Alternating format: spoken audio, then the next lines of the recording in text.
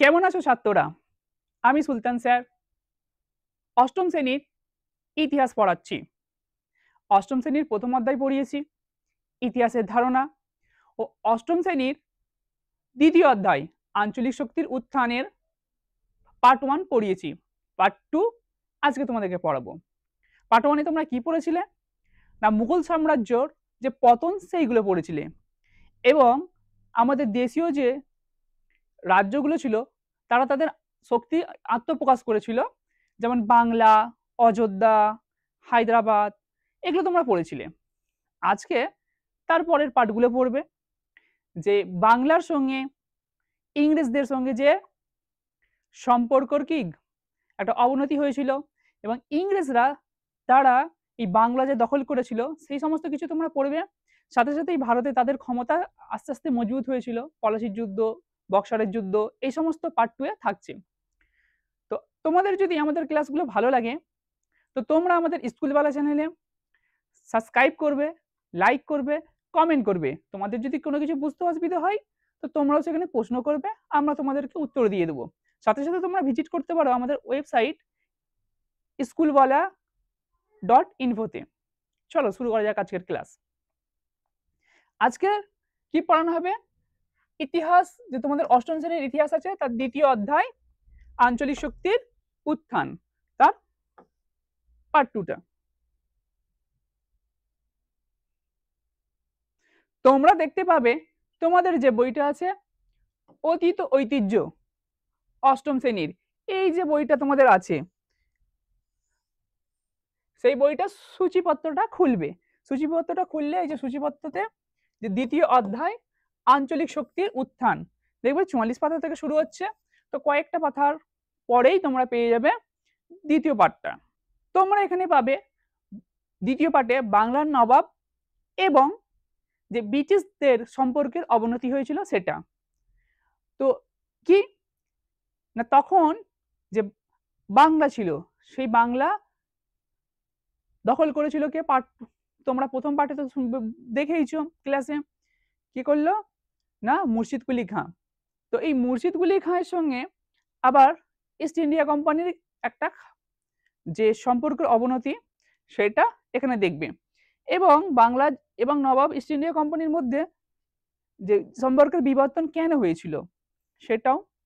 তো যদি আমি ভূমিকায় বলি, সেটা হচ্ছে যে বাংলার নবাব এবং ব্রিটিশ ইস্ট ইন্ডিয়া কোম্পানির মধ্যে সম্পর্কের যে বিবর্তন, এটি একটি জটিল এবং বহুস্তরীয় প্রক্রিয়া ছিল, যা মূলত বাণিজ্যিক স্বার্থ থেকে শুরু হয়ে রাজনৈতিক আধিপত্য এবং অবশেষে বাংলার সার্বভৌম ধ্বংসের মাধ্যমে শেষ হয়েছিল। দেখো, ইংরেজরা যখন প্রথমে এসেছিল তারা কিভাবে এসেছিল না, বাণিজ্যিক যে স্বার্থ থেকে তারা এখানে ব্যবসা করতে এসেছিল। তো যেহেতু ব্যবসা করতে এসেছিল, তারা বাণিজ্যিক স্বার্থ এসেছিল, সেখান থেকে কি হয়েছিল, শুরু হয়েছিল। তারপরে কি রাজনৈতিক আধিপত্য, যখন তারা আস্তে আস্তে একটা বড় বাণিজ্যিক সংস্থা পরিণত হলো, মানে ইস্ট ইন্ডিয়া কোম্পানি যেটা ইংরেজদের ছিল, তো তারা আস্তে আস্তে কি করলো, বিভিন্ন রাজাকে টাকা দিতে থাকলো এবং তারা রাজনৈতিক ক্ষমতা দখল করতে লাগলো। এই রাজনৈতিক ক্ষমতায় থেকে শুরু করে তারপরে কি হলো, বাংলার সার্বভৌম ধ্বংসের, এই যে বাংলার যে একটা সার্বভৌম ছিল সেটা আস্তে আস্তে কি হলো, ধ্বংস হয়ে গেল। এই জিনিসটা আমরা পাচ্ছি। এবং বাংলার নবাব এবং ব্রিটিশ ইস্ট ইন্ডিয়া কোম্পানির মধ্যে সম্পর্কের বিবর্তন। দেখো, মুর্শিদ কুলি যে ছিলেন, তোমরা তো পড়েছো, মুর্শিদ কুলি খানের বাংলার বিভিন্ন ইউরোপীয় বাণিজ্য কোম্পানির ব্যবসা করতো। এখানে বিভিন্ন কোম্পানি আসতো ইউরোপ থেকে, তারা এখানে কি করতো, বাংলাদেশে ব্যবসা বাণিজ্য করতো। সেগুলির মধ্যে ব্রিটিশ, ওলন্দাজ ও ফরাসি, তোমরা দেখতে পাচ্ছ কে কে না, ব্রিটিশ, ওলন্দাজ ও ফরাসি কোম্পানি তিনটি ছিল বেশি ক্ষমতাশালী। এই তিনটি কোম্পানি ছিল বেশি ক্ষমতাশালী। আবার এর মধ্যে সব থেকে বেশি ক্ষমতাশালী কে ছিল না, সেটা হচ্ছে ব্রিটিশ। ব্রিটিশরা হচ্ছে, ব্রিটিশটা কে না, ইস্ট ইন্ডিয়া কোম্পানি। এই যে ইস্ট ইন্ডিয়া কোম্পানি, এটা ছিল সব থেকে বেশি ক্ষমতাশালী। তাহলে ইস্ট ইন্ডিয়া কোম্পানি সব থেকে ক্ষমতাশালী ছিল, আমরা পটভূমিটা তাহলে বুঝতে পারলাম। চলো একটু ডিটেলসে পুরো বিষয়টাকে বুঝে নিই। দেখো, নবাব হিসাবে মুর্শিদ কুলি খান বিদেশি বাণিকদের সঙ্গে সচরাচর কি বিরোধিতায় যেতেন না। তিনি সচরাচর কোনো যারা বাণিজ্য, যারা বিজনেস করতে এসেছেন, যারা ব্যবসায়ী, তাদের সঙ্গে কোনো খারাপ সম্পর্ক করতো না, কিন্তু এটাও মাথায় রাখতো কি নিজের অধিকার ও কৃতিত্ব যাতে কোনোভাবে বিদেশি কোম্পানির দ্বারা ক্ষুণ্ণ না হয়। উনি যারা ব্যবসা করতে এসেছে তাদের সঙ্গে কোনো বিরোধিতা করছেন না, কিন্তু এটা মাথায় রাখছেন যে আমার যে ক্ষমতা, আমার যে সম্মান, সেটা কোনোভাবে না ক্ষুণ্ণ না হয়ে যায়। সে বিষয়ে কি নবাব সচেতন, অনেক সচেতন ছিলেন। বাস্তবে মুর্শিদ কুলি খানের সঙ্গে ব্রিটিশ কোম্পানির সম্পর্ক প্রভাবিত হয়েছিল। কিভাবে, কেন প্রভাবিত হয়েছিল? না ফারুকসিয়ারের ফরমান দ্বারা। যখন ফারুকসিয়ারের ফরমান জারি হয় তখন কিন্তু মুর্শিদ কুলি খানের সঙ্গে ব্রিটিশদের একটা সম্পর্ক কি প্রভাবিত হয়েছিল। ফারুকসিয়ানের ফরমান বাংলায় ব্রিটিশ ইস্ট ইন্ডিয়া কোম্পানির প্রায় অবাধ বাণিজ্যের পথ খুলে দিয়েছিল। ফারুকসিয়ানের যে ফরমান ছিল সেই ফরমানের মাধ্যমে কি একটা অবাধ পথ খুলে গিয়েছিল বাংলায় ইস্ট ইন্ডিয়া কোম্পানি ব্যবসা করার। অতদূর ভবিষ্যতে বাংলার নবাবের সঙ্গে ব্রিটিশ কোম্পানির অর্থনৈতিক রাজনৈতিক সংঘাতের পটভূমি তৈরি করেছিল ওই ফরমান। তাহলে যে ফারুকসিয়ানের যে ফরমান ছিল সেই ফরমানের দ্বারা বাংলার সঙ্গে এবং ব্রিটিশ ইস্ট ইন্ডিয়া কোম্পানির সঙ্গে রাজনৈতিক এবং অর্থনৈতিক একটা সংঘাত সৃষ্টি হয়েছিল। এই সংঘাতের মূল কারণ কি? ফারুকসিয়ানের ফরমান। তো এখানে দেখবে নবাব মুর্শিদ কুলি খান, ইনি হলেন যে নবাব মুর্শিদ কুলি খান। এই যে ছবিটা দেখছো তোমরা, ইনি হলেন নবাব মুর্শিদ কুলি খান। তো এবার আমরা দেখব যে ফারুকসিয়ানের ফরমানটা আসলে কি।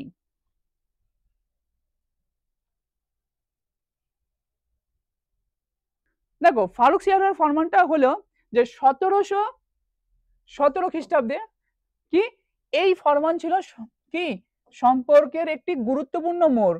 এই যে ব্রিটিশ এবং বাংলা এছাড়াও ভারতের বিভিন্ন রাজ্যের সঙ্গে ব্রিটিশদের যে একটা সম্পর্ক যে হয়েছিল তার একটা গুরুত্বপূর্ণ মোড় ছিল। কারণ হলো মুঘল সম্রাট ফারুকসিয়ার। তাহলে এই যে ফারুকসিয়ান এটা কে ছিল? না ফারুকসিয়ার ছিল একজন মুঘল সম্রাট। তো ইনি হলেন ফারুকসিয়ার, দেখতেই পারছো ইনি হলো ফারুকসিয়ার। তো ইনি ফরমানটা দিয়েছিলেন, ফরমান দেওয়ার কারণে এনার নামে হয়ে গেছিল ফারুকসিয়ানের ফরমান। তো ইনি হলো একজন কি মুঘল সম্রাট, একজন মুঘল সম্রাট। তো ইনি যে মুঘল সম্রাট কার পরে না ঔরঙ্গজেবের পরবর্তী সময়ের একজন সম্রাট যে ফারুকসিয়ান। উনি কি করলেন? উনি একটা ফরমান জারি করলেন। সেই ফরমানে কি কি ছিল? মুঘল সম্রাট ফারুকসিয়ানের কাছ থেকে কোম্পানি মাত্র কত? 3000 টাকা, এটা মনে রাখবে তোমরা।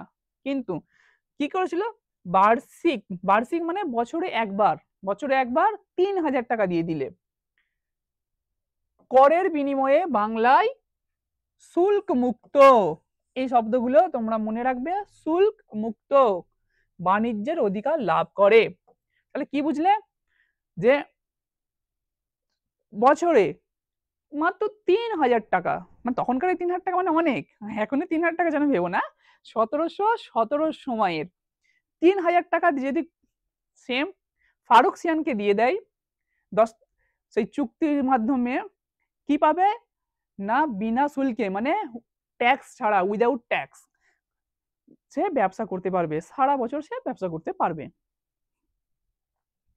এর ফলে কোম্পানির বাণিজ্যিক ব্যাপক প্রসার লাভ করে। এই যে বাণিজ্যটা কি হলো? ব্যাপক প্রসার লাভ করলো, কোম্পানির বাণিজ্য ব্যাপক প্রসার লাভ করলো। জাস্ট তাই মানিক ও নবাবদের রাজস্ব আয়ে আঘাত আনে। যারা স্থানীয় ব্যবসা করতো তাদের ব্যবসার ক্ষতি হতে শুরু করলো, কারণ তাদেরকে তো সরকারকে ট্যাক্স দিতে হয়। কিন্তু এরা তো 3000 টাকার মাধ্যমে কি বিনা শুল্কে যত ইচ্ছে ব্যবসা করতো। স্থায়ী যারা ব্যবসায়ী তাদের সঙ্গে কি দামের তফাৎ হয়ে গেল, তাদের সমস্যা শুরু হলো। এবং সাথে সাথে যে সমস্ত রাজ্যে যারা শাসক ছিলেন তাদেরকে আবার ট্যাক্স দিত না, যেহেতু ফারুকসিয়ান ওনাকে ট্যাক্স দিয়ে এসছেন, উনি দিল্লির সিংহাসনে বসেছিলেন। তাই বাংলা, অযোধ্যা আরো যারা যারা ছিল সেখানে আর তো তারা ট্যাক্স দিতে রাজি হলো না ইংরেজরা, যারা ইস্ট ইন্ডিয়া কোম্পানি ছিল। তাই কি হলো না, যারা নবাবের রাজস্ব আয়ে কি হলো, একটা মারাত্মক কি হলো, ক্ষতি হলো। এবং সবচেয়ে ক্ষতি হলো কি, আমরা বাংলার যে নবাব ছিলেন ওনার মুর্শিদ কুলি খান। কোম্পানির জাহাজের সঙ্গে অনুমতিপত্র থাকলেও সেই জাহাজ অবাধে বাণিজ্য করতে পারবে। তাছাড়া বাংলার নবাবদের মুর্শিদ কুলির কি ট্রাকসাল প্রয়োজন মতো কোম্পানি ব্যবহার করতে পারবে। দেখো কি কি বললো, যে মুর্শিদ কুলি খান যে বাংলায় রাজত্ব করে, সেখানে কি করবে, 3,000 টাকা যদি ফার্কসিয়ানকে দিয়ে দেয়, তাহলে অবাধে বাণিজ্য করতে পারবে। এবং জাহাজের যেগুলো জাহাজ আসে যায় সেইগুলোতেও অবাধ ছাড়পত্র পেয়ে গেল। এবং সাথে সাথে এত বড় একটা কথা বলেছে, মুর্শিদ কুলির যে ট্রাকসাল যেখানে টাকা ছাপায় তারও কি সেটাকেও ব্যবহার করতে পারবে। তো সেটা তো একটা বিবাদেরই কারণ। তাহলে তোমরা এই ফারুকসিয়ানের ফরমানটা বুঝেছো। ফারুকসিয়ানের ফরমানে 3টে পয়েন্ট ছিল, তোমাদেরকে স্পষ্ট করে দিয়েছি। চলো আগে যাওয়া যাক। তাহলে তার মাধ্যমে কি হলো না, সম্পর্কের অবনতি ও সংঘাত। তাহলে কি হলো, সম্পর্কের অবনতি ও সংঘাত হয়ে গেল। দস্তক এর অপব্যবহার, তাহলে দস্তক যে দিয়েছিল, যে ফরমান বা দস্তক দিয়েছিল, তার কি করলো, লোক অপব্যবহার করলো। ফারুকসিয়ানের ফরমান অনুযায়ী কোম্পানিকে শুল্ক মুক্ত, মানে কোনো ট্যাক্স কোনো শুল্ক ছাড়াই বাণিজ্যের জন্য দস্তক, দস্তক একটা ধরতে পারো সার্টিফিকেট, বাণিজ্য সনদ ব্যবহারের অনুমতি দেয়া হয়। কিন্তু কোম্পানির কর্মচারীরা ব্যক্তিগত বাণিজ্য এই দস্তকের অপব্যবহার শুরু করে। তারা দিয়েছিল যে ইস্ট ইন্ডিয়া কোম্পানি যে বাৎসরিক 3,000 টাকা দিয়ে শুল্কমুক্ত ব্যবসা করবে, কিন্তু ব্যক্তিগত যারা ওই কোম্পানিতে কর্মচারী ছিল তারা নিজেদের ব্যবসা, মানে একদম নিজের ব্যবসাতেও সেগুলো ব্যবহার করতো। সেই দস্তকটাকে দেখাতো, আমাদের তো ট্যাক্স মুক্তির এই এই দস্তক আছে, তো ওইটা দিয়ে যে যা নিজের মতো ব্যবসা করে নিত, যা নবাবদের রাজস্বের ক্ষতি করতো। তাহলে নবাবদের তো রাজস্বের ক্ষতি হবে, যেহেতু তারা বিনা ট্যাক্সে বিনা শুল্কে ব্যবসা করছে, নবাবদের কি ট্যাক্সে প্রচন্ড ক্ষতি হয়েছে। নবাব মুর্শিদ কুলি খান থেকে আলীবর্দী খান পর্যন্ত সকলেই এই অপব্যবহার বন্ধ করার চেষ্টা করেছিল।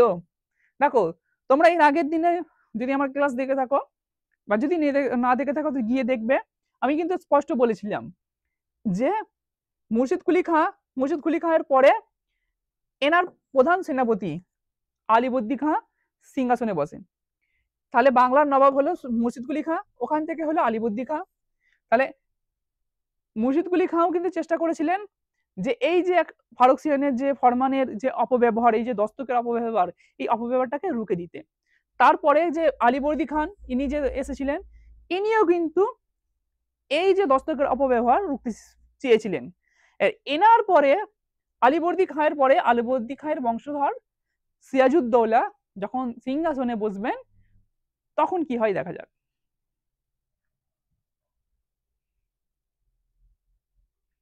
সিরাজউদ্দৌলা এবার পরবর্তীতে সিংহাসনে আসলেন।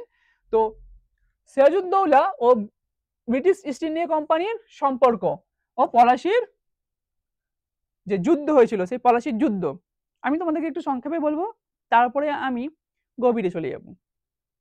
দেখো ভূমিকা যদি আমি বলি, নবাব সিরাজউদ্দৌলার সঙ্গে কোম্পানির সম্পর্ক চরম অবনতি হয়। নবাবের ক্ষমতাকে চ্যালেঞ্জ করে কোম্পানির বেপরোয়া কার্যকলাপ, দস্তকের অপব্যবহার এবং ফোর্ট উইলিয়াম দুর্গ সংস্কার না করার ফলে নবাব ও কোম্পানির মধ্যে কি সংঘাত অনিবার্য হয়ে ওঠে। তাহলে কি কি দেখলে তোমরা, 1 নম্বর হলো যে সেই দস্তকের অপব্যবহার, যেটা মুর্শিদ কুলি খানও চেষ্টা করেছিল যে এটা রুখে দিতে পারেননি। তারপরে আলীবর্দী খানও চেষ্টা করলেন, তেমন নবাব সিরাজউদ্দৌলাও এই অপব্যবহারকে মেনে নেননি। তারপরে কি হয়েছিল না, কোম্পানির বেপরোয়া কার্যকলাপ, অনেক কার্যকলাপ চালিয়েছিল যেগুলো একদম কি বেপরোয়া, সেই বেপরোয়া কার্যকলাপগুলো উনি পছন্দ করতেন না। এবং কি ফোর্ট উইলিয়াম যে দুর্গ ছিল তার সংস্কার না করার জন্য। কোম্পানির মধ্যে এবং ওনার মধ্যে কি সংঘাত একদম অনিবার্য হয়ে গেছিল। তো 1757 খ্রিস্টাব্দে দস্তক নিয়ে বিরোধ এবং সিরাজউদ্দৌলার বিরুদ্ধে কোম্পানির ষড়যন্ত্রের চূড়ান্ত পরিণতি হয়েছিল কি পলাশির যুদ্ধ। তাহলে তোমরা বুঝতে পেরেছো। এবার তোমাদেরকে একটু গভীরে আমি বলে দিই এই পুরো বিষয়টা।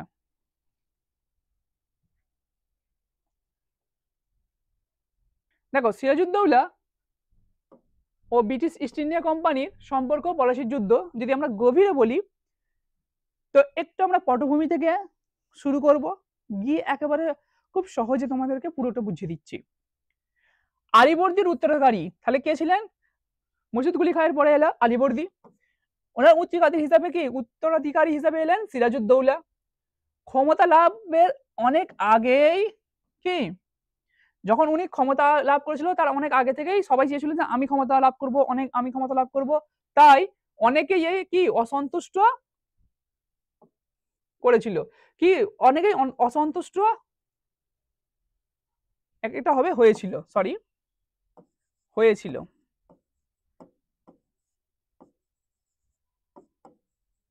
তোমরা বুঝতে পারছো, অনেকেই অসন্তুষ্ট হয়েছিল। অনেক আগে থেকেই সবাই ভেবেছিল, আলীবর্দী খাঁয়ের যিনি সেনাপতি প্রধান ছিলেন তিনি ভেবেছিলেন আমি সম্রাট হব, আমি পদে বসবো। তো যখন এই যে আলীবর্দীর উত্তরাধিকার মানে ওনার উত্তরাধিকার হিসাবে কি হলো সিরাজউদ্দৌলা এই ক্ষমতা লাভ করলো, অনেকে কি হলো অসন্তুষ্ট হয়েছিল। এটা হয়েছিল, হ্যাঁ করেছিল হবে না, সরি।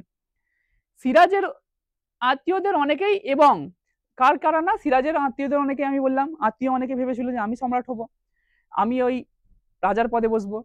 এবং আলীবর্দী খানের বক্সি বা সেনাপতি মীর জাফরও সিরাজের বিপক্ষে ছিলেন। তাহলে মীর জাফর কে ছিলেন না, মীর জাফর ছিলেন হচ্ছে এই যে আলীবর্দী খাঁ, ওনার আলীবর্দী খানের হচ্ছে কে সেনাপতি। এবং আলীবর্দী খান সেনাপতি উনিও কেন অসন্তুষ্ট হয়েছিলেন, কারণ হচ্ছে ওনার বংশধর সিরাজউদ্দৌলা ক্ষমতায় বসলেন এবং সেই কারণে ওনার যারা ফ্যামিলির লোক ছিল তারাও কিন্তু এটা মেনে নিতে পারেনি, যেহেতু সবাই ভেবেছিল আমি হব। তার পাশাপাশি ব্রিটিশ ইস্ট ইন্ডিয়া কোম্পানির সঙ্গেও সিরাজের সম্পর্ক গোড়া থেকেই ভালো ছিল না। সিরাজের সম্পর্ক ব্রিটিশ ইস্ট ইন্ডিয়া কোম্পানির সঙ্গেও একদম শুরু থেকেই ভালো ছিল না। নবাব হওয়ার কিছুদিন পরেই, যখন উনি নবাব হলো তার কিছুদিন পরেই একের পর এক ঘটনাকে কেন্দ্র করে সিরাজের সঙ্গে ব্রিটিশ কোম্পানির বিরোধ তৈরি হয়। তাহলে কি হলো, উনি যখন নবাব পদে গ্রহণ করলেন, তাহলে একদিকে তো ঘরের শত্রু কারা কারা না, যে সেনা প্রধান ছিলেন তিনি এবং পরিবারের কিছু লোক, এবং সাথে সাথে একটা মানে বহিঃশত্রু, বাইরের শত্রু, সেটা কি ব্রিটিশ ইস্ট ইন্ডিয়া কোম্পানি। তাহলে একদম শুরু থেকে ওনার সঙ্গে বিরোধিতা হতে শুরু হয়ে গেল। শেষ পর্যন্ত নবাবের সেনাবাহিনী কলকাতার কাসিম বাজারের ব্রিটিশ কুঠি আক্রমণ করে। যখন একেবারে দুজনের সম্পর্ক একেবারে অবনতির একদম চরম পর্যায়ে পৌঁছে গেছে, তো এই চরম পর্যায়ে পৌঁছে যেতে উনি কি করলেন না, এই ব্রিটিশদের যে কাসিম বাজারে যে ব্রিটিশদের কুঠরি ছিল তা কি করলো, আক্রমণ করলেন। তাহলে উনি আক্রমণ করলেন, তারপরে কি 1756 খ্রিস্টাব্দে 20 জুন নবাব বাহিনী ব্রিটিশদের হারিয়ে কলকাতা দখল করলো। তাহলে নবাবের বাহিনী গেল গিয়ে কলকাতায় হারিয়ে কি সিরাজউদ্দৌলা কলকাতা দখল করলো। রাজা ড্রেক ও তার সহযোগীরা কলকাতার দক্ষিণে ফলতাই পালিয়ে যান। তারা কি করলো, কলকাতা ছেড়ে দিয়ে পালিয়ে গেল ফলতাই। কলকাতা দখল করে সিরাজ তার নাম দেন আলীনগর। এটা তোমরা ভালো করে মনে রাখবে। কলকাতা দখল করার পরে সিরাজউদ্দৌলা কলকাতার কি নাম দিয়েছিল না, আলীনগর। কোম্পানির কর্তা ব্যক্তি হলওয়ারের প্রচার করেছিল যে উনি যখন ওনারা হেরে গেল, এক জায়গায় চলে গেল, তখন ওরা কি করলো, প্রচার করতে শুরু করলো। কি প্রচার করলো, দেখো একজনকে খারাপ করতে গেলে কি করতে হবে, তার নামে খারাপ খারাপ কথা বলতে হবে যে উনি এই অন্যায় করেছে। তো সিরাজউদ্দৌলা যেহেতু কলকাতা দখল করে নিয়েছে, তো ইংরেজরা তো খুব বুদ্ধিমান ছিল, তারা চেয়েছিল যে সিরাজউদ্দৌলার নামে কিছু আমরা খারাপ খারাপ কথা বলি, যার মাধ্যমে কি প্রজাদের মধ্যে কি হবে, অসন্তুষ্টির সৃষ্টি হবে। তো তারা এইটা একটা বললো, তারা কি বলছে যে সিরাজ নাকি 146 জন ব্রিটিশ নারীকে একটি ছোট্ট ঘরে বন্দি করে রেখেছিল। সিরাজ নাকি 146 জন নারীকে একটা ছোট্ট ঘরে বন্দি করে রেখেছিল। তার ফলে কি হলো, একটা ছোট্ট ঘরে যদি 146 জনকে বন্ধ করে রাখি তো কি হবে, তারা কি হবে, মারা, তার মধ্যে কি অনেকজন মারা যেতে পারে।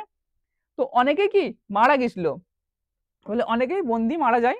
এই ঘটনাকে কি বলা হয়, অন্ধকূপ হত্যা। কি বলা হয়, অন্ধকূপ হত্যা। যদি কি অন্ধকূপ হত্যা বলে তোমরা লিখে দিতে অবশ্যই পারবে, বুঝতে পেরে গেছো। তাহলে এই যে অন্ধকূপ হত্যা, এটা কিন্তু ইংরেজরা বলেছিল যে এরকম করেছে। দেখা যাক আদৌ সত্যি করেছিল কি। তাহলে যদি এই ঘটনা আদৌ ঘটেছিল কি তা তো লোক দেখবেই, তা নিয়ে কিন্তু বিতর্কও আছে। ঐতিহাসিক অক্ষয় কুমার মৈত্র, এখানে মৈত্রই আছে, সরি এটা মৈত্র,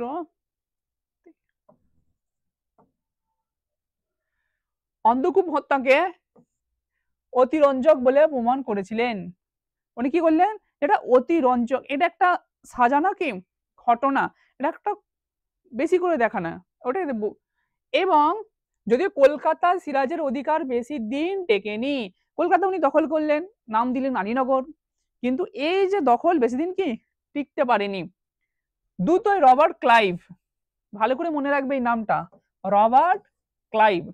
দুটোই কি হলো না, রবার্ট ক্লাইভ নেতৃত্বে একটি ব্রিটিশ বাহিনী, একদল বাহিনী নিয়ে 1757 খ্রিস্টাব্দে ফেব্রুয়ারি মাসে, এই মাসটা মনে রাখবে, 1757 খ্রিস্টাব্দে ফেব্রুয়ারি মাসে কলকাতায় আবার দখল করে নেয়। দেখো কলকাতা দখল এত হচ্ছে কেন, কারণ হচ্ছে সেই সময়ে কলকাতার গুরুত্ব অসীম ছিল, কারণ কলকাতা বন্দরে বিদেশ থেকে সরাসরি ব্যবসা বাণিজ্য চলতো। যে কলকাতা বন্দরে ছিল কি, বিদেশের জাহাজ একেবারে কলকাতা বন্দরে চলে আসতো। কলকাতা বন্দর থেকে ঢাকা, কলকাতা এবং কলকাতা, বীরভূম, পুরুলিয়া, আরো যে নবাবদের ছিল, মুর্শিদ কুলি খানের যে মুর্শিদাবাদ ছিল, চারিদিকে চলে যেত। ওখান ওই জায়গাটা খুব একটা গুরুত্বপূর্ণ জায়গা ছিল জলপথের ক্ষেত্রে এবং ব্যবসার ক্ষেত্রেও, ওখানে কলকারখানা ছিল, সেহেতু এই জায়গাটা কিন্তু খুব গুরুত্বপূর্ণ ছিল। তাহলে ইংরেজরা কি করলো, আবার কলকাতাকে দখল করে নিল। ফলে ব্রিটিশ কোম্পানির সঙ্গে বাংলার নবাবের সন্ধি হলো। দেখো ওই সন্ধি হচ্ছে একটা চুক্তি, দুজন মিলে একটা লিখলো যে দেখো তুমি হেরে গেছো, তোমাকে এই ডেটে মেনে নিতে হবে, এই বিষয়টা হচ্ছে সন্ধি। আর যে জিতে যায় সেও কিছু চাই, যে আমার এইটা এটা চাই, যে আমার এইটা এটা ক্ষতি হয়েছে, আমাকে এইটা এটা দিতে হবে। তো দেখা যাক এই সন্ধি বিষয়টা, আর পুরোটা একটু ভালো করে তোমাকে বলে দিই। তাহলে আলিগড়ের সন্ধির ফলে কি হলো, ব্রিটিশ কোম্পানি তার বাণিজ্যিক অধিকারগুলো ফিরে পায়।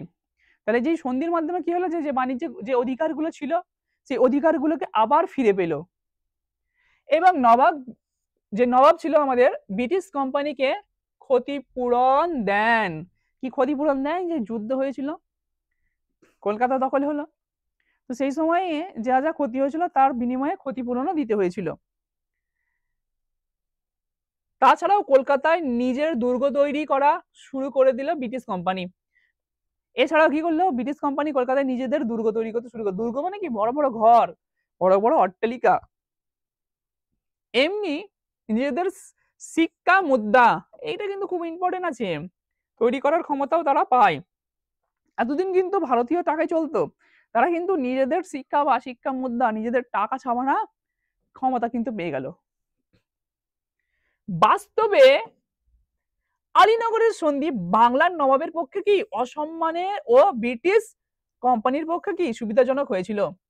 একটা যে বাংলার নবাব ছিল তার পক্ষে কি একটা বিশাল অসম্মানের বিষয়, কারণ এক নম্বর তো হেরে গেল, ব্রিটিশরা তার সমস্ত ক্ষমতা ফিরে পেল। কি ক্ষমতা না, বিনা শুল্কে সেই ব্যবসা করা, যে জাহাজের কেন্দ্রগুলো আছে তাতে তাদের অধিকার করা, এছাড়া কি এত বড় একটা পেয়ে গেল যে তারা নিজেদের মুদ্রা নিজেরা ছাপাতে পারবে, তো এইটা ব্রিটিশদের জন্য খুবই সুবিধাজনক হয়েছিল।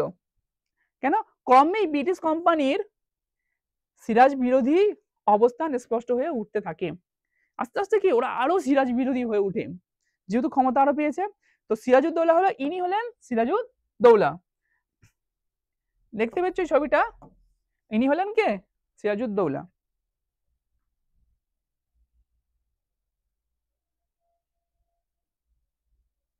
দেখো সিরাজউদ্দৌলার সঙ্গে তাহলে ব্রিটিশ ইস্ট ইন্ডিয়া কোম্পানির কি বিরোধী, দুজনের মধ্যে বিরোধিতা কি হলো, একটা চরম পর্যায়ে পৌঁছাতে শুরু করলো। এবং 1757 খ্রিস্টাব্দের গোড়ার দিকে সিরাজউদ্দৌলার সঙ্গে বিভিন্ন পক্ষের বিবাদ একদম বিবাদ কি স্পষ্ট হয়েছিল। 1757 খ্রিস্টাব্দে তোমরা দেখলে যে ফেব্রুয়ারি মাসে একটা বিবাদ হলো, কলকাতা সেখানে সন্ধি হলো, তারপরে একের পর একটা হতে শুরু করলো। এবং অবশেষে 1757 খ্রিস্টাব্দে 23শে জুন কি করলো, এই সময়টা মনে রাখবে তোমরা, 1757 খ্রিস্টাব্দে 23শে জুন পলাশির যুদ্ধ হলো। তো এই পলাশির যুদ্ধটা যদি আমি বলি, একদিকে ছিল রবার্ট ক্লাইভ, যিনি ক্ষমতায় ছিলেন, তেনার সৈন্যদল, এবং আরেক দিকে ছিল সিরাজউদ্দৌলার যে সৈন্যদল তারা। কিন্তু যুদ্ধটা একটা টুইস্ট ছিল। টুইস্টটা কি? সিরাজউদ্দৌলার যে প্রধান যে সেনাপতি ছিল, আমি আগেই বলেছি যে সিরাজউদ্দৌলার আগে যখন সিরাজউদ্দৌলা পদে বসে তখনই কি তার বিরোধিতা করতে কে? তার সেনাপতি কে? না, মীর জাফর। তো মীর জাফর সেই সময় কি করেছিল, ভিতর ইংরেজদের সঙ্গে একটা চুক্তি করে নেয়। চুক্তিটা কেমন? যে আমি তোমাদের পক্ষেই থাকবো এবং সেনাদেরকে যুদ্ধতে লিপ্ত ঠিকমতো করাবো না, এবং তোমরা এইভাবে আক্রমণ করবে। ফলে কি হলো, যে সিরাজউদ্দৌলা তো জানে আমি যুদ্ধ করতে যাচ্ছি, পুরো সৈন্য দল আছে, সব আছে, কিন্তু সেনাপতি যিনি সেনা সবাইকে কমান্ড দেবেন, তিনি ইংরেজদের সঙ্গে একটা চুক্তি লিপ্ত হয়ে গেছিলেন যে এই যুদ্ধেতে তোমাদেরকে আমরা জেতাবো। ঠিক আছে, তাহলে কি একতরফা হয়ে গেল না, ইংরেজরা শুধু লড়াই করছে, এইদিকে যে সিরাজউদ্দৌলার যে সৈন্যরা লড়াই করতে গেল, যে সেনাপতি তিনি কি আদেশ দিলেন না ঠিক করে লড়াইয়ের, এবং তিনি ইংরেজের সঙ্গে চুক্তিবদ্ধ ছিল। তার বিনিময়ে কি হয়েছিল না, উনি কি পেয়েছিল পাবে না, পাবে হচ্ছে যখন সিরাজউদ্দৌলা হেরে গেলে সিরাজউদ্দৌলার যে রাজার পদ, সেই পদটা পাবে। ইংরেজরা বলে স্টোপ দিয়েছিল। ইংরেজরা তো খুব ধুরন্ধর বুদ্ধিমান ছিল, দেখলে হ্যাঁ এটা একটা ভালো বুদ্ধি, যে সিরাজউদ্দৌলা একটা ক্ষমতাশালী নবাব, ওনাকে যদি আমরা হারিয়ে দিই তাহলে তো আমাদের বাংলা দখল হয়েই যাবে। তো ওনাকে বললো ঠিক আছে, তুমি যদি সিরাজউদ্দৌলার সৈন্যদের হারিয়ে দিতে পারো, মানে তুমি যেহেতু সেনাপতি তুমি পারবে ওটা, তাহলে তোমাকে আমরা রাজার পদটা দেব। তো কি হলো না, কোম্পানির বাহিনী ও নবাবের বাহিনীকে হারিয়ে দেয়, যেহেতু একটা তরফা যুদ্ধ হলো, তাই কি হলো, হারিয়ে দিল। মীর জাফর সেই যুদ্ধে কি মূলত নিষ্ক্রিয় ভূমিকা পালন করেছিল। নিষ্ক্রিয় ভূমিকা কেন? আমি বললাম সে একেবারে ইংরেজদের সঙ্গে নিজস্ব একটা চুক্তি মতো করেছিল, সেই কারণে সিরাজউদ্দৌলা হেরে গেল। তোমরা এই যে যুদ্ধ হয়েছিল তার একটা ছবি দেখলে স্পষ্ট বুঝতে পারবে এই যে মীর জাফর কতটা ইংরেজদের গোলামি করেছিল।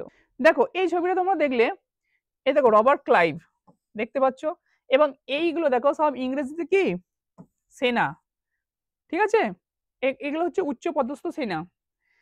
এবং রবার্ট ক্লাইভ এখানে দেখবে এই যে রাজার পোশাক পরে আছে, ইনি হলেন কে? মীর জাফর। তাহলে মীর জাফর দেখতেই পাচ্ছ কিভাবে ঝুঁকে আছে, ঝুঁকে কি সম্মান জানাচ্ছে, একেবারে সম্মান জানাচ্ছে কাকে? রবার্ট ক্লাইভকে। এটা যুদ্ধের পরবর্তী সময়ের একটা ছবি, ঠিক আছে, এটা একটা আঁকা হয়েছিল, সেই সময়ে এঁকেছিলেন। তো তোমরা দেখতেই পাবে এই যে রাজাদের তখন কি রাজার যে হাতির যে যুদ্ধের বাহিনী সেগুলোও দেখতে পাবে। এবং রবার্ট ক্লাইভের সঙ্গে কে? সিরাজউদ্দৌলার যে প্রধান সেনাপতি মীর জাফর দেখা করছেন। তাহলে এরপরে তোমাদের পাঠে কি থাকছে? এরপরে আমি পড়াবো মীর কাসিম ও ব্রিটিশ ইস্ট ইন্ডিয়া কোম্পানির সম্পর্ক ও বক্সারের যুদ্ধ। তাহলে মীর কাসিম এবং ব্রিটিশ ইস্ট ইন্ডিয়া কোম্পানি এবং বক্সারের যুদ্ধ। দেখো একদম পরপর আসছে। প্রথমে তোমাদেরকে সেই পার্ট 1-এ কি পড়ানো হয়েছিল তোমাদের মনে আছে তো? কি ছিল না, মুর্শিদ কুলি খাঁ ওনার কথা ছিল। তারপরে এক ধাপ ধাপ ধাপ ধাপ ধাপ ধাপ করে এসেছিল কে? মীর জাফর পর্যন্ত আসলাম। এবার আসবে মীর কাসিম এবং ইস্ট ইন্ডিয়া কোম্পানির এবং বক্সারের যুদ্ধ। দেখো মীর কাসিম তাহলে কে ছিল? দেখো মীর কাসিমের বিরোধিতা যে ছিল, মীর কাসিমের বিরোধিতা মীর জাফরের পর মীর জাফর আসলো, মীর জাফরের পর তার জামাতা, তাহলে ওনার কি ছিল? জামাতা মীর কাসিম নবাব হন। তাহলে মীর জাফরের পর ওনার জামাতা মীর কাসিম নবাব হলেন। তাহলে মীর কাসিমের সঙ্গে বিরোধ কেন হলো? মীর কাসিম স্বাধীন চেতা ছিলেন এবং কোম্পানির আধিপত্য মেনে নিতে রাজি ছিলেন না। উনি একদম স্বাধীনভাবে চিন্তা করতেন এবং এই যে কোম্পানির যে নীতি, যে আধিপত্য, এই সমস্ত উনি মেনে নিতে চাননি। তিনি দস্তকের অপব্যবহার বন্ধ করতে এবং কোম্পানিকে নিয়ন্ত্রণে আনতে কঠোর পদক্ষেপ নেন। তিনি চেয়েছিলেন যে এই দস্তকের যে অপব্যবহার এটাকে রুখে দেব এবং যে কোম্পানি যে একটা অনিয়ন্ত্রণভাবে নিজেকে যা ইচ্ছা তাই করছে ওটা না করতে দেব না। এর ফলে কোম্পানির সঙ্গে তার বিরোধ শুরু হয়। তার কি হলো? যেহেতু সে বিরোধিতা করতে শুরু করলো, তার সঙ্গে আর কোম্পানির সঙ্গে বিরোধ শুরু হলো। তার ফলে কি হলো না, বক্সারের যুদ্ধ হলো। বক্সারের যুদ্ধ 1764 খ্রিস্টাব্দে 22 অক্টোবর বাংলার নবাব মীর কাসিম, অযোধ্যার নবাব সুজাউদ্দৌলা এবং মুঘল সম্রাট কি দ্বিতীয় শাহ আলমের তিনজন মিলে কি করলো না, ইংরেজ ইস্ট ইন্ডিয়া কোম্পানির সঙ্গে যুদ্ধ হলো। সেই যুদ্ধকে বক্সারের যুদ্ধ বলা হয়। তো জানা যাক এই যে বিষয়টা, গভীরে গিয়ে পুরো বিষয়টা আমি তোমাকে বলে দিই।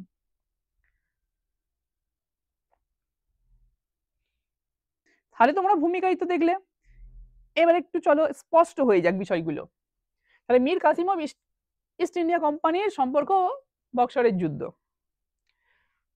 ব্রিটিশ কোম্পানির সহায়তায় নবাব পদ পাওয়ার ফলে প্রায়, যখন উনি নবাব পদ পেলেন, প্রায় 29 লক্ষ টাকার সম্পদ কোম্পানির অধিকারীদের দিয়েছিলেন। কে দিয়েছিলেন না, মীর কাসিম। তাহলে মীর জাফরের জামাতা যখন মীর কাসিম পদে আসলেন, তখন কিন্তু শুরুতে তিনি কি করলেন না, 29 লক্ষ টাকা কাকে দিলেন না, কোম্পানির অধিকারীদের দিয়ে দিলেন। তাছাড়াও বর্ধমান, মেদিনীপুর, চট্টগ্রামের জমি, দেখো তখন কিন্তু চট্টগ্রাম বাংলার মধ্যেই ছিল, ঠিক আছে? কেন, সময়টা হচ্ছে কত কত বললে, 1764। তো চট্টগ্রাম জমিদারি অধিকারীকেও মীর কাসিম ব্রিটিশ কোম্পানিকে দিয়েছিলেন। ফলে গোড়াই মানে কি একদম শুরুতে মীর কাসিমকে নিজেদের বংশবদ হিসাবেই ভেবেছিলেন ব্রিটিশ কোম্পানি। তাহলে ব্রিটিশ কোম্পানি ভাবলো যে এত কিছু যখন দিয়েছে, এ তো আমাদেরই বংশবদ, মানে এ আমাদেরই একজন, তাই তাকে নিয়ে খুব একটা তাদের মাথা ব্যথা ছিল না। কিন্তু তাদের সেই ধারণা ভুল প্রমাণিত হয়। কিন্তু সেই যে তাদের যে ধারণা যে এটা তো আমাদেরই বংশবদ, তো সেই যে ধারণাটা তাদের কি হলো, ভুল প্রমাণ হলো। বাংলার রাজধানী হিসাবে মুর্শিদাবাদের বদলে, দেখো বাংলার রাজধানী তাহলে কি ছিল তার আগে পর্যন্ত, মুর্শিদাবাদ, মুঙ্গেরকে বেছে নিয়েছিলেন মীর কাসিম। তাহলে উনি কি করলেন, বাংলাদেশের রাজধানী পরিবর্তন করলেন।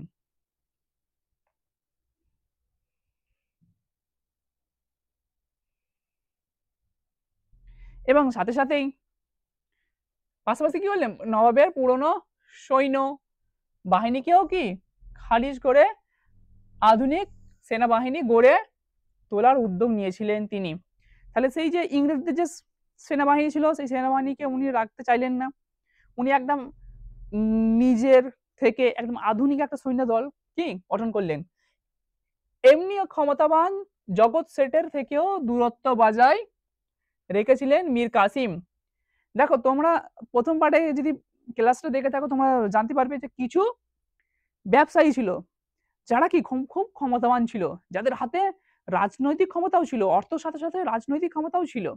তো তার মধ্যে একজন ছিল জগৎ শেঠ। তাহলে উনি কি করলেন, এই জগৎ শেঠের সঙ্গে দূরত্ব বজায় করতে শুরু করলেন। কে করলেন না, মীর কাসিম। তবে গোড়ার একেবারে গোড়াই মানে একদম গোড়াই গোড়াই যে আসছে মানে একদম শুরুতে ব্রিটিশ কোম্পানি মীর কাসিমের পদক্ষেপগুলি নিয়ে বিশেষ একদম বিশেষ ভাবিত ছিল না। এখানে একটা লাইন হবে, তারা কি সেইভাবে ভাবেনি যে যে পদক্ষেপগুলো নিচ্ছে একটা ভারী পদক্ষেপ হয়ে দাঁড়াবে। তারা ভেবেছে না, ভাবছে নতুন সৈন্য করছে, ঠিক আছে, জগৎ সেট বা বড় বড় যারা ব্যবসায়ী আছে তাদের থেকে দূরত্ব বজায় করছে, না এই যে আমাদের কোনো সমস্যা নেই। ক্রমে ব্রিটিশ কোম্পানির কর্মচারীদের ব্যক্তিগত বাণিজ্য কেন্দ্র করে মীর কাসিমের সঙ্গে কোম্পানির বিবাদ শুরু হয়। তাহলে বিবাদটা কখন শুরু হলো, যখন ব্রিটিশ যারা ছিল কর্মচারী ছিল তাদের ব্যক্তিগত বাণিজ্য দস্তকের ব্যবহার কিন্তু কোম্পানিকে করতে বলেছিল, এরা তো ব্যক্তিগতভাবে ব্যবহার করতো, সেটা মীর কাসিম মেনে নেননি। তাই ব্যক্তিগত বাণিজ্যকে কেন্দ্র করে কি হলো, মীর কাসিমের সঙ্গে দ্বন্দ্ব শুরু হলো। ভালো লাগছে তোমাদেরকে পড়তে? দেখো এরপরে কি হয়।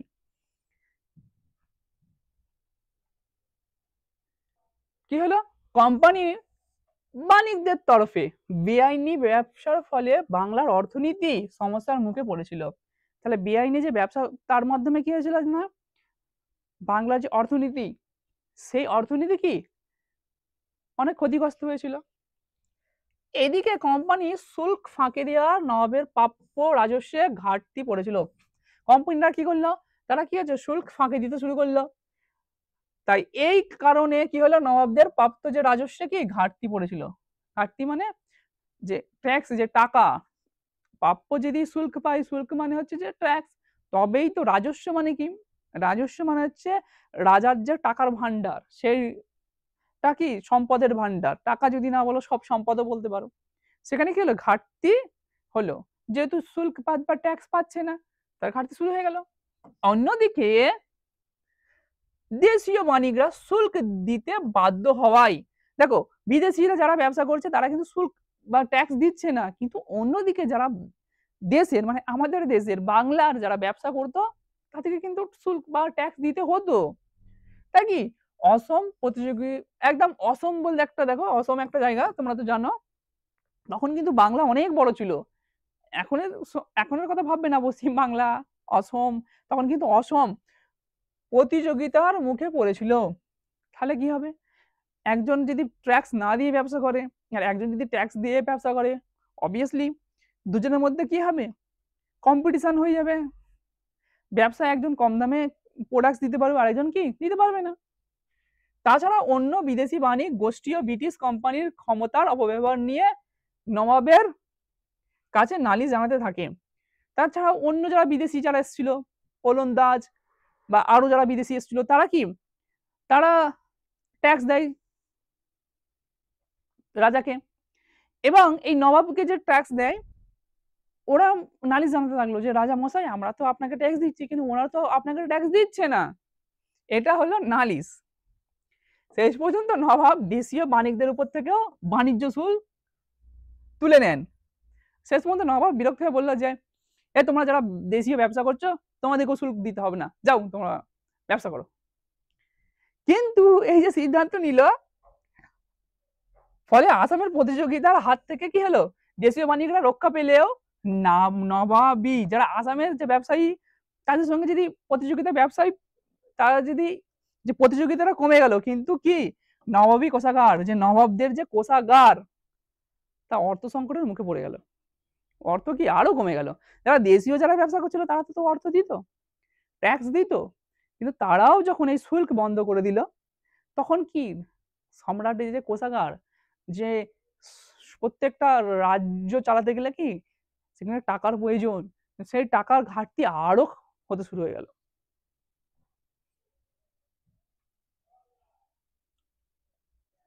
সমস্ত সমস্যার সম্মুখীন হয়ে গেল, একটা অর্থ সংকট দেখা দিল।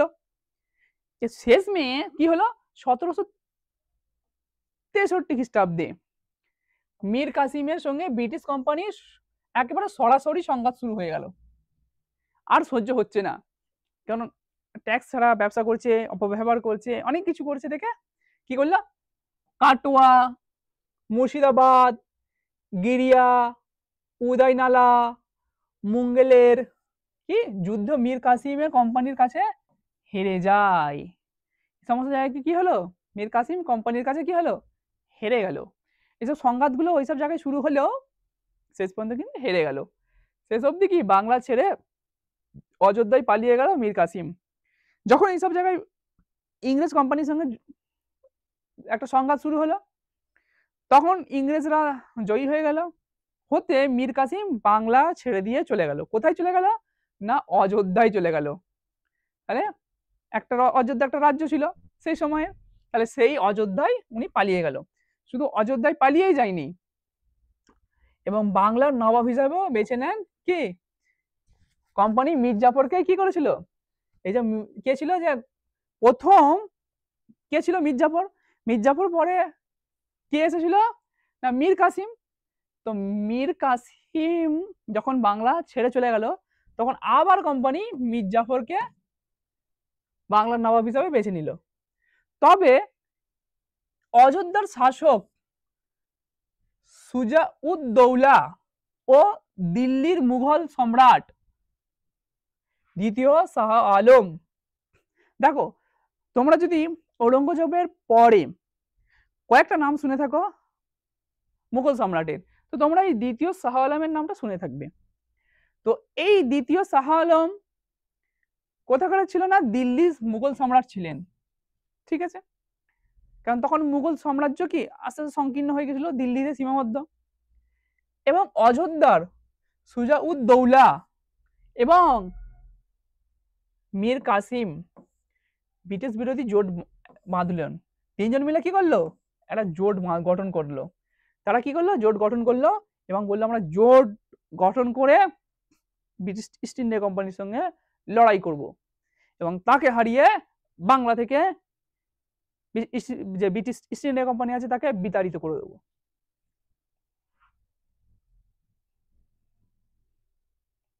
তারা তিনজন মিলে কি হলো, জোট বাঁধলো। জোট বাঁধার পরে তিনজনে এসে এবার ব্রিটিশ ইস্ট ইন্ডিয়া কোম্পানির সঙ্গে যুদ্ধ করলো। সেই যুদ্ধটা কি, সেই যুদ্ধটা হলো বক্সারের যুদ্ধ। বক্সারের যুদ্ধ কত সালে হয়েছিল না, 1764 সালে। দেখো এর আগে 1757 সালে কি হয়েছিল, পলাশির যুদ্ধ। পলাশির যুদ্ধের মাধ্যমে কে হেরে গেল না, সিরাজউদ্দৌলা। সিরাজউদ্দৌলা তার ক্ষমতা হারালেন। এবং তারপরের একটা গুরুত্বপূর্ণ যুদ্ধ হলো পলাশির যুদ্ধের পরেই বক্সারের যুদ্ধ। তাহলে 1757 খ্রিস্টাব্দের পরে 1764 খ্রিস্টাব্দে 22শে অক্টোবর। তাহলে এই সময়টা তোমরা মনে রাখবে যে বক্সারের যুদ্ধ কত খ্রিস্টাব্দে হয়েছিল, 1764 খ্রিস্টাব্দে কত তারিখে, 22শে অক্টোবর। এবং যদি বলে পলাশির যুদ্ধ 1757 খ্রিস্টাব্দে। হেক্টর মুনরোর, ইনি যিনি ইংরেজদের যে সেনা প্রধানের দায়িত্ব, মানে এই যুদ্ধটার যে প্রধান দায়িত্বে ছিলেন, সেটা কি ছিল, হেক্টর মুনরোর। এনার নামটা একটু অড। নেতৃত্বে ব্রিটিশ ইস্ট ইন্ডিয়া কোম্পানি, তাহলে উনি নেতৃত্ব দিল কার না, ব্রিটিশ ইস্ট ইন্ডিয়া কোম্পানির। এবং তোমরা তো এই পড়েইছো, সরি এটা অযোধ্যা হবে, অযোধ্যা। তাহলে অযোধ্যার নবাব সুজা-উদ-দৌলা, অযোধ্যার নবাব সুজা-উদ-দৌলা এবং বাংলার নবাব মীর কাসিম। তাহলে কি দেখলে, অযোধ্যার নবাব সুজা-উদ-দৌলা, বাংলার নবাব মীর কাসিম এবং মুঘল সম্রাট দ্বিতীয় শাহ আলম ঐক্যবদ্ধ বাহিনীর মধ্যে। তাহলে তিনজন মিলে কিন্তু বাহিনী তৈরি করলো, বিশাল বাহিনী। এবং একদম ধরে নেওয়াই হলো যে ইংরেজকে হারিয়ে দেওয়া হবে এবং কি হবে না, বাংলা থেকে ইংরেজ মুক্ত হবে। কিন্তু যদি হেরে যায় তাহলে কি হবে, তাহলে কিন্তু ইংরেজরা সব দখল করে নেবে। বক্সারের যুদ্ধ সংগঠিত হয়। এই যুদ্ধ ব্রিটিশ ইস্ট ইন্ডিয়া কোম্পানির জন্য একটি নির্ণায়ক বিজয় ছিল, কারণ যার ফলে বাংলায় তাদের আধিপত্য এবং বেঙ্গল প্রেসিডেন্সি প্রতিষ্ঠা ঘটে। তাহলে কি হলো, এই যে যুদ্ধ, তিনটে সম্রাট মিলে ঐক্যবদ্ধভাবে লড়াই করলো। ইংরেজরা অত্য আধুনিক তারা সৈন্য এবং অত্যাধুনিক যে যুদ্ধ করার যে সামগ্রিক বস্তু ছিল সেগুলো নিয়ে যুদ্ধ করলো, এবং তোপ, কামান, বন্দুক এগুলোর কি তখন কি হলো, আত্মপ্রকাশ হলো। এবং আমাদের যে সেই সময়ের যুদ্ধ কৌশল ছিল বা যুদ্ধ সামগ্রী ছিল সেইগুলোর সঙ্গে তাদের যে সামগ্রী ছিল তার সঙ্গে লড়াই করতে পারলো না, এবং বিশাল বড় সৈন্য সত্ত্বেও তারা হেরে গেল। এবং এই একটা ব্রিটিশ ইস্ট ইন্ডিয়া কোম্পানি এতদিন কিন্তু ছোট ছোট ক্ষমতা দখল করেছিল, এখন কি হলো, পুরোপুরি একটা ক্ষমতা দখল করে ফেললো। তারা একটা ভারতে কি আধিপত্য বিস্তারের একটা সাহসও পেয়ে গেল, এবং পুরোপুরি একটা অধিকার পেয়ে গেল। এবং তার ফলে কি হলো, যে বাংলায় শুরু হলো কোত্থেকে না, বাংলা থেকে। তো বাংলা বেঙ্গল প্রেসিডেন্সি প্রতিষ্ঠা করলো। এবং তোমরা যখন আমার তৃতীয় পর্ব দেখবে, এই পার্ট 3 দ্বিতীয় অধ্যায়ের, তখন তোমরা এই যে বেঙ্গল প্রেসিডেন্সি এইগুলো আমি তোমাদেরকে একেবারে সুন্দর করে বুঝিয়ে দেব। তো আজকের জন্য এতটুকুই। তোমাদেরকে যদি আমাদের পড়ানো ভালো লাগে, এবং যদি মনে হয় যে আমাদেরকে, তোমাদের যারা অভিভাবক আছে তারা যদি আমাদের ক্লাস দেখেন, এবং তেনাদের যদি মনে হয় যে আমাদেরকে কোনো পরামর্শ দেবেন যে এইভাবে পড়ানো উচিত বা এইভাবে বলানো উচিত, এইভাবে ব্যাখ্যা করা উচিত, তাহলে সেই পরামর্শগুলোও তোমাদের যারা অভিভাবক আছে তাদেরকে দিতে বলবেন। কারণ আমাদেরও উন্নতি, তোমাদের উন্নতি, এবং আমরা এবং তোমরা মিলিয়ে গড়েছি আমাদের পরিবার, স্কুলওয়ালা পরিবার।